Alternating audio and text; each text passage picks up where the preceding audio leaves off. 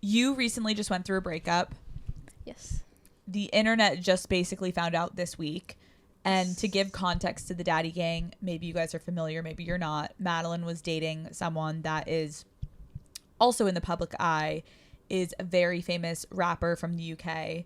And your relationship kind of just like blew up online. You guys were seen together. You guys made some TikToks together. Like you were out together at parties and like everyone was obsessed with you guys. And then this week, something kind of came out where he was at a concert, essentially, and someone that was on stage with him was like, my boy is single. And everyone's like, wait, what the fuck is happening? So, to confirm, you guys are broken up. Yes. How long have you guys been broken up for? A couple months. Okay. So. Can I ask, like, who ended the relationship? I made the final call. You made the final call. Yes. It's crazy because we were talking about this earlier, which I think we should talk about because mostly women listen to this show. And I'm like, thank God. Fuck everyone. Like, this is so annoying. Let's talk about like the perception online, because you saying you ended it is not what people think online. I know.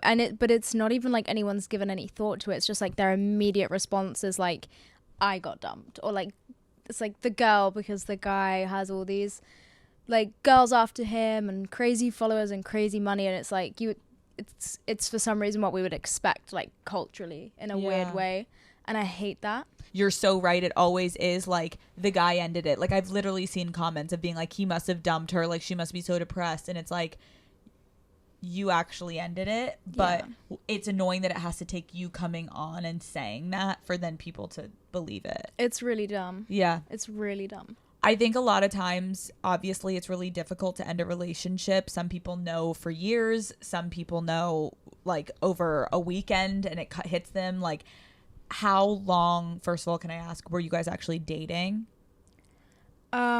So we met nearly 2 years ago. Okay. And have been obviously in some kind of entanglement ever since. You were basically talking and together for 2 years. Yeah. And you ended it 2 months ago. Yes.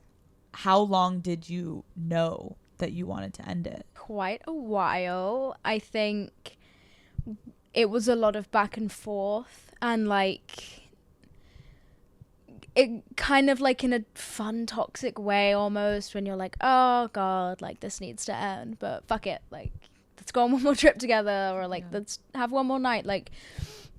But I think it was kind of hard because like we both just were like a little bit obsessed with each other, and every time it was like, okay, like logically this needs to end, we're not happy, it's not fulfilling us, like there's a lot of issues that we cannot resolve, like this has gone on too long, or like there's a resentment here and it's not gonna go away.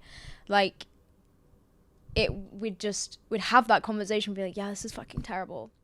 Anyway, like that is too fucking relatable though, of like knowing something's toxic and smiling in the face of toxicity and being like, yeah, where are we going next week for that concert, or where are we flying to? It's like, right. You can't give it up sometimes, even as toxic as it is maybe to some people on the outside. When you're in it, it almost becomes like an addiction. Oh my god, the word addiction, I've been throwing it around lately, because like I even was speaking to my friend, and I don't know if I can say this, but obviously it's New York Fashion Week and he was here. Yeah. And I had no intention to see him, but I got the text and I was like, oh, that's so relatable. I was getting pizza with my friends and we'd just come out of this party, and I was like, oh my god. And my friend was like, don't you fucking dare, like you don't need to do this. And I was like, no, I'm absolutely not going to. And I went to bed, and I expected to wake up the next morning being like, thank fucking god I held my own in that situation. And I woke up like, no, I really should have fucked him.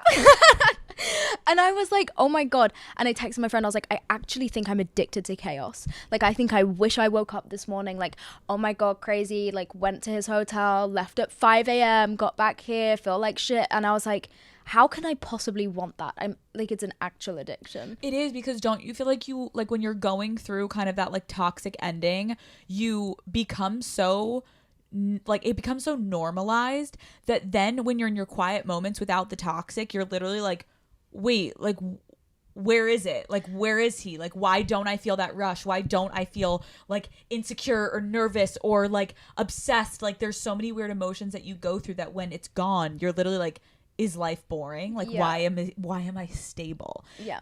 You kind of mentioned like your friends, like during this relationship, obviously as things kind of start to fall apart, I think we can all relate to maybe holding things back from our friends or being brutally honest with them. It depends. Like, where were you at on that spectrum of like telling your friends the actual truth of what was going on?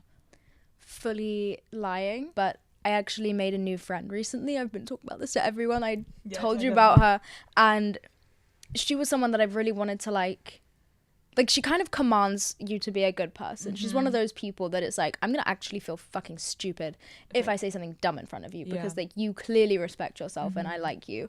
And we were talking and I told her something, and from that point I was like, okay, I have no choice. Like, this relationship has to end now. Why? Because what was her reaction? It was like humbling a little bit. And also when you finally say it, it's kind of a reflection that you're already ready to get out of it because you're saying it. That's a good point. It's almost like until you're ready to vocalize it even to one person, like for so long you can go in the delusion of being like, it's fine, like it's not that toxic, like it's gonna be fine. But the minute that you say it to someone that's like not in it, and the minute you say it out loud how crazy it sounds, because their face is literally like, what the fuck, bitch.